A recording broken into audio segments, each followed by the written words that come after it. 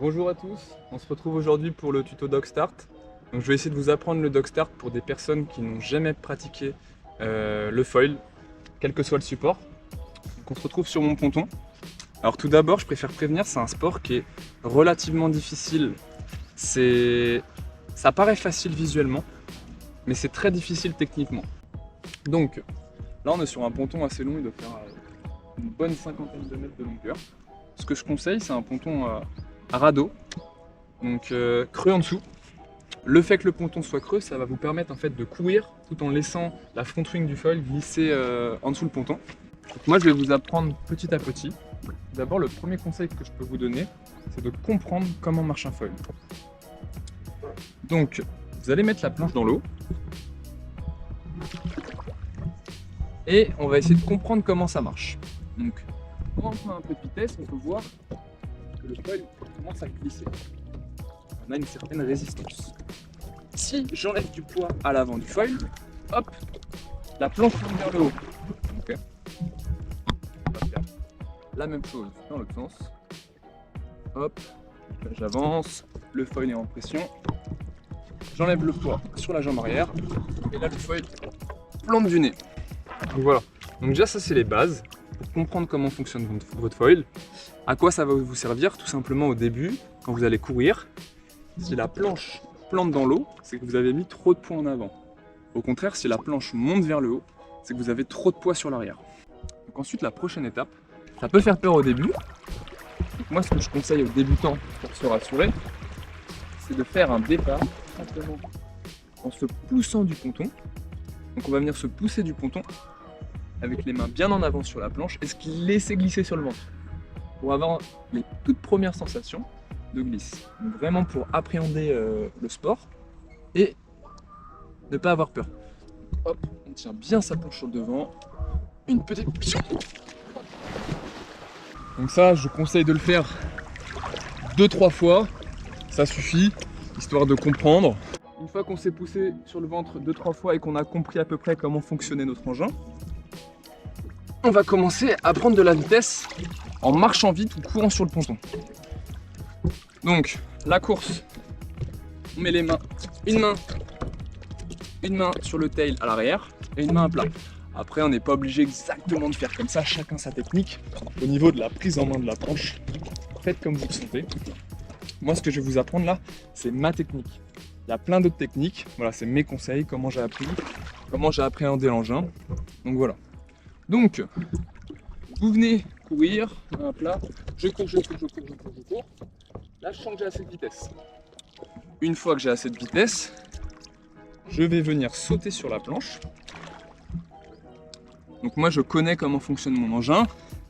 Je sais que je dois mettre un pied en dessous de la platine et un pied avancé de 20-30 cm. Donc pourquoi tout à l'heure, je vous ai dit de comprendre comment fonctionnait au bas?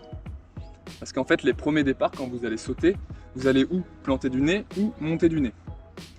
Et en fait, ça va permettre de corriger vos erreurs. Si vous montez du nez, si vous plantez du nez, pardon, il suffit de décaler son pied avant un petit peu vers l'arrière. Et au contraire, si vous soulevez du nez, d'avancer son pied avant légèrement en avant. Histoire que quand vous sautez sur la planche, vous glissez linéairement avec votre foil. Donc la première étape, je pense, c'est d'aller dans l'angle d'un ponton. Ça évitera de retomber sur le ponton si vous tombez. Voyez. Là, je vais pouvoir courir, sauter. Et si je tombe dans l'eau. Donc la première étape, c'est pas de tomber. C'est vraiment d'essayer de comprendre comment je peux glisser avec mon foil totalement à plat. Donc je vais prendre une petite course d'élan et sauter sur la planche. Et juste essayer de me laisser glisser à plat. Quelques pas suffisent. Hop. Et là je glisse. Donc là on peut voir que je me suis juste laissé glisser parallèle à l'eau. Une fois qu'on s'est laissé glisser un petit peu sur l'eau, qu'on a compris comment rester à plat parallèle à l'eau, il va falloir commencer à pomper pour garder la vitesse.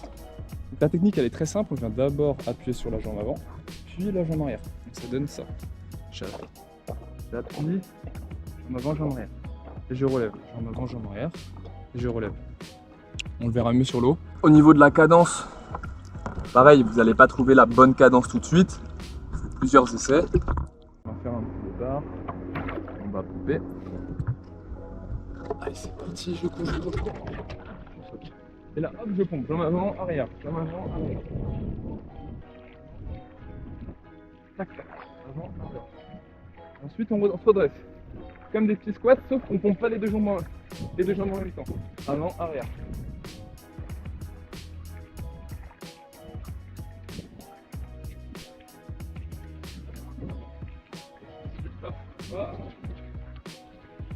C'est vraiment ce phénomène-là d'appuyer sur les deux jambes qui va vous faire avancer. Donc voilà, petit tuto assez rapide.